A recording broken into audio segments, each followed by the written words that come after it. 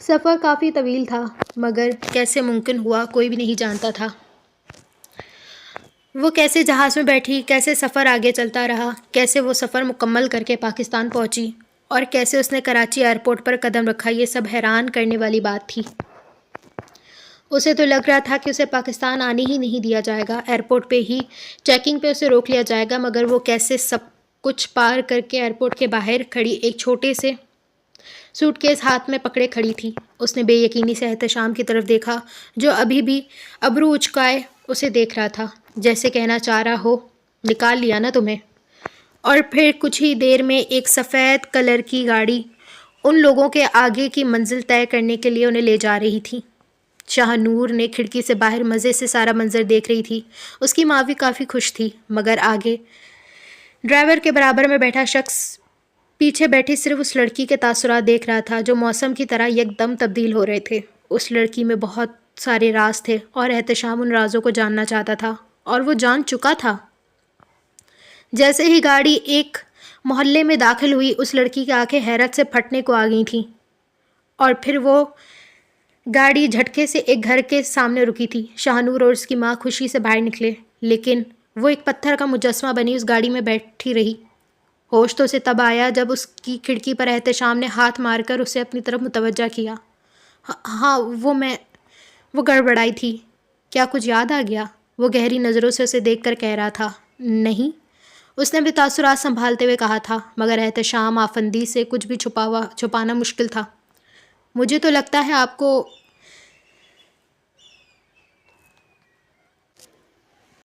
مجھے تو لگا تھا آپ کسی اچھے گھر میں ہمیں لے جائیں گے، مگر آپ تو ایک چھوٹے سے غریب محلے میں لے آئے۔ وہ باہر آتے ہوئے اسے دیکھ کر کہہ رہی تھی اور آس پاس نظریں گھمائی جا رہی تھی۔ شاہ نور اور اس کی ماں اندر گھر میں جا چکے تھے، پیچھے وہ دونوں ہی رہ گئے تھے۔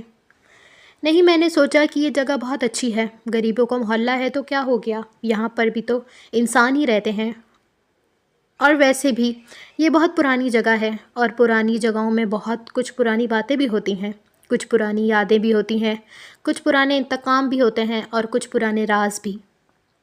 وہ پراسرار لہجے میں کہہ رہا تھا جب بیا نے گھور کر اسے دیکھنے لگی۔ میرے سامنے یہ ڈائیلاگ بازی مت کیجیے، اور ویسے بھی مجھے کوئی شوق نہیں ہے یہ ساری باتیں جاننے میں۔ وہ آگے بڑھنے ہی لگی تھی جب اس کے کچھ الفاظ نے اس کے پیروں میں زنجیر لگا دی۔ یہ سامنے والا گھر کافی ٹائم پہلے جل گیا تھا، جتنے بھی لوگ تھے سب مر گئے تھے، لیکن کتنے افسوس کی بات ہے نا، اس گھر میں جو ماں بیٹیاں مری تھیں انہیں مارنے والا پتہ نہیں کون ہے۔ اس کی سگی بہن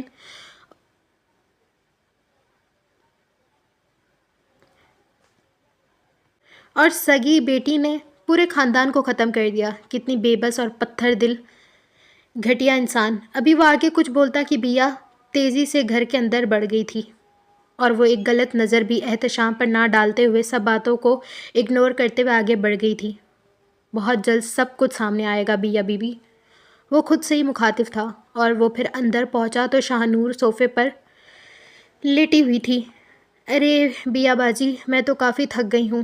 میں نے تو سوچا بھی نہیں تھا کہ احتشام بھائی کسی اچھے گھر میں میں نے تو سوچا تھا احتشام بھائی ہمیں کسی اچھے گھر میں لے جائیں گے، مگر یہ تو ہمیں اس محلے میں لے آئے۔ پتہ نہیں لائٹ بھی ہے یا نہیں، یا اللہ کہاں پھنس گئی میں۔ وہ سر پر ہاتھ مارتے ہوئے اسے اس دکھی لہجے میں کہہ رہی تھی، نا شکری لڑکی، ہر حال میں شکر ادا کرنا چاہیے، اور ویسے بھی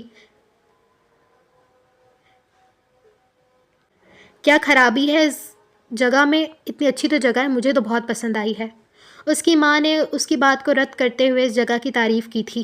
یا اللہ، ان کو تو ہر چیز پسند آ جاتی ہے، کیا کروں میں؟ کچھ کہا تم نے؟ نہیں، میں کیا ہی کہہ سکتی ہوں۔ وہ ماں بیٹیوں آپس میں لگ گئی تھیں، مگر وہ ان سب میں کافی دور تھی، کافی دور۔ میں کافی تھک گئی ہوں، میں تھوڑی دیر آرام کر لوں گی۔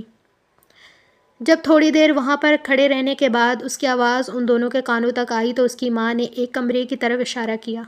بھیا، مجھے نہیں پتا کس کا کون سا کمرہ ہے، ابھی فی الحال وہ کمرہ تھوڑا سا صاف ہے، تم اس میں آرام کر لو، باقی کمروں پر چادر نہیں بچھی ہوئی، میں صبح سب کر دوں گی، پھر وہاں پر آرام کر لینا۔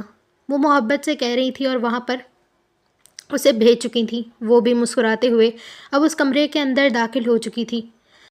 قدم آگے بڑھتے جا رہے تھے اور بہت ساری باتیں اس کے ذہن میں گھومتی جا رہی تھیں۔ 10 قدم، تمہیں کیا لگ رہا ہے میں نہیں جانتی کہ تم یہاں پر کیا کرنا چاہ رہے ہو؟ 9 قدم، تم خود اپنے کھیل میں پھنس جاؤ گے۔ 8 قدم، یہاں لانے کا مقصد سمجھ گئی ہوں میں۔ 7 قدم، حقیقت سامنے لانا ہے۔ 6 قدم، رازوں کو جاننا ہے۔ 5 قدم، آگ کے ساتھ کھیلنے کا مزہ آتا ہے۔ 4 قدم، چہرے سے مکھوٹا ہٹانا ہے۔ 3 قدم، اس گھر کا دفن ہوا راز پتہ کرنا ہے۔ 2 قدم، تو بہت جلدی سب کچھ تمہارے سامنے لے آؤں گی۔ 1 قدم، اور پھر اپنے موت کو گلے لگانا تم۔ اور پھر دروازہ بند۔ میں نے اپنی شناخت بدلی ہے۔ میں خود کو نہیں بدلی احتشام آفندی۔ ایول بیوٹی تمہیں الجھا کر رکھ دے گی۔ اب دیکھو میں کیا کرتی ہوں۔ راز جاننے کا شوق ہے نا؟ انہی رازوں میں تمہیں دفن نہ کر دیا تو میرا نام بدل دینا۔ حیدر، یہ کیسے ہو سکتا ہے؟ میں تو سوچ بھی نہیں سکتی یہ سچ ہو سکتا ہے۔ میرا اپنا سر پھٹا جا رہا ہے بابا۔ یہ سب حقیقت ہے یا پھر ایک خواب؟ وہ باپ بیٹے بیٹھ کر آپس میں بات کر رہے تھے۔ اندر ڈاکٹر اس لڑکی کو چیک کر رہی تھیں۔ نسرین بیگم اس کے ساتھ موجود تھیں، مگر نہ چاہتے ہوئے بھی نسرین بیگم باہر آ گئی تھیں اور ڈاکٹر اندر تھیں۔ اور پھر بالآخر 10 منٹ کے صبر کے بعد ڈاکٹر باہر آئیں اور وہ پریشانی سے دونوں ان کی طرف بڑے تھے۔ وہ بڑے پروفیشنل انداز میں ان دونوں کو ساری سچویشن بتا کر وہاں سے جا چکی تھیں۔ ڈاکٹر کا یہی کہنا تھا کہ انہیں کوئی پریشانی ہے، ذہنی دباؤ ہے جس کی وجہ سے ایسا ہو گیا ہے۔ کوشش کیجیے کہ ان کو اچھے ماحول دیجیے، ان کا ذہن پرسکون رکھیے، ورنہ ان کے لیے نقصان دہ ہو سکتا ہے۔ وہ دونوں ڈاکٹر کی بات سمجھتے ہوئے خاموش ہو گئے تھے اور پھر حیدر اس کمرے کی طرف بڑھ گیا تھا۔ حیدر کے پیچھے ہی زرقان جیلانی بھی گئے تھے۔ اندر پہنچا تو وہ لڑکی بستر پہ لیٹی ہوئی تھی۔ اس کی آنکھیں بند تھیں مگر وہ نیند میں نہیں لگ رہی تھی۔ نسرین بیگم اس کے سرہانے اس کے سر پر ہاتھ رکھے بیٹھی ہوئی تھیں۔ چہرے پر پریشانی کے بادل صاف طور پہ دکھائی جا رہے تھے۔ حیدر، میں تمہیں کبھی معاف نہیں کروں گی۔ تم نے صرف اپنی انا کی خاطر اور دوسروں کی باتوں میں آ کر اتنا غلط کر دیا۔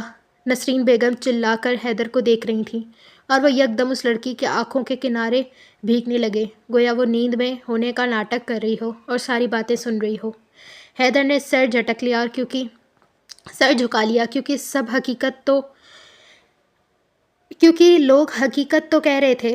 اس نے ہی تو غلط کیا تھا، مگر زرقان جیلانی کے فیصلے نے وہاں پر سب کو ساکت کر دیا۔ جب حیدر کا جھکا ہوا سر اور نسرین بیگم کی باتیں اس لڑکی کو بستر پر بے جان پڑا دیکھ کر زرقان جیلانی نے فیصلہ کر لیا۔ بابا، میں یہ کیسے کر سکتا ہوں؟ وہ پریشانی سے اپنے باپ کو دیکھ کر کہہ رہا تھا، مگر وہ کچھ سن نہیں رہے تھے۔ انہوں نے فیصلہ کر لیا تھا اور وہ اس پر عمل کرنے کا ارادہ رکھتے تھے۔ میں نے فیصلہ کر لیا ہے، جو میں کہہ رہا ہوں وہی ہوگا۔ اگر تمہیں منظور ہے تو ٹھیک ہے، ورنہ نکل جاؤ یہاں سے، کیونکہ تم نے پورا ایک خاندان برباد کر دیا ہے۔ اور اب جب میں کچھ کرنا چاہتا ہوں تو تم میرے سامنے انکار کر رہے ہو۔